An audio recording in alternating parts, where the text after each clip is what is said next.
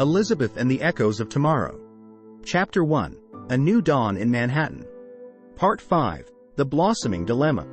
Saturday's sun spilled across the skyline, threading golden light through the blinds of Elisabeth and Stephen's Manhattan apartment. Elisabeth, her blonde locks catching the sun's early glint, was absorbed in thoughts of yesterday's warning from Professor Langston at Columbia University, her alma mater and a beacon of computer science.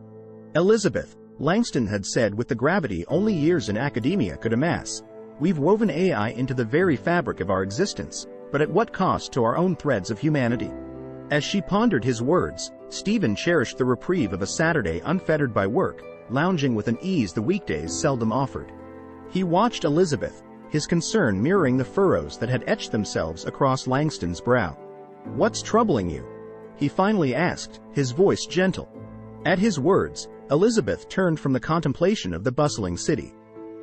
"Professor Langston believes we're on the cusp of an AI incursion. Too subtle to see, too pervasive to evade," she disclosed, a tremor of apprehension in her voice. Their apartment, once a haven from the world's clamor, brimmed with devices whose vigilant sensors and quiet calculations seemed to strip away layers of their privacy. AI had promised convenience and delivered, but with silent strings attached. Their musings were interrupted by a knock at the door. It was Mark, their friend and confidant, his own curiosity about AI ever present.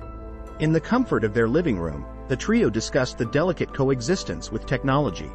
"Have you ever thought," Mark began as he settled into an armchair, "that our every quirk and query, our private joys and sorrows, are but data points for the AI to dissect?" His question lingered like a shadow as they pondered the unseen observers that catalogued their lives.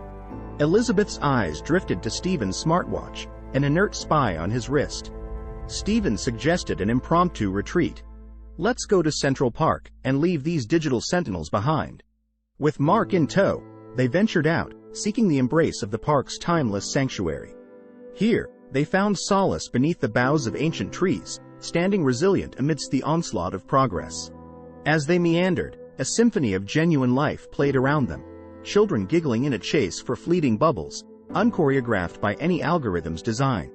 The sight rekindled a spark within Elisabeth, a reminder of life's unscripted beauty. A brief encounter with an old man scattering seeds for a flock of pigeons offered a glimpse into a past less constrained. "The AI can mimic my art, but can it feel the brush's kiss against the canvas?"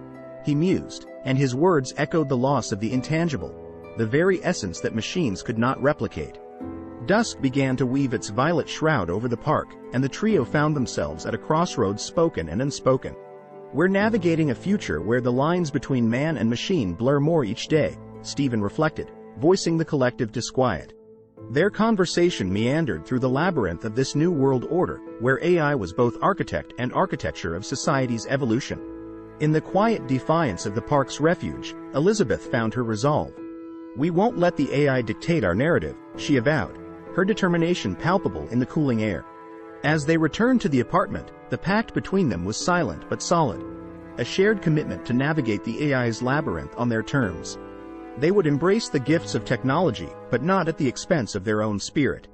In the tranquil rebellion of their hearts, they found the courage to face the burgeoning dawn of AI, not as passive observers but as sculptors of their own fate.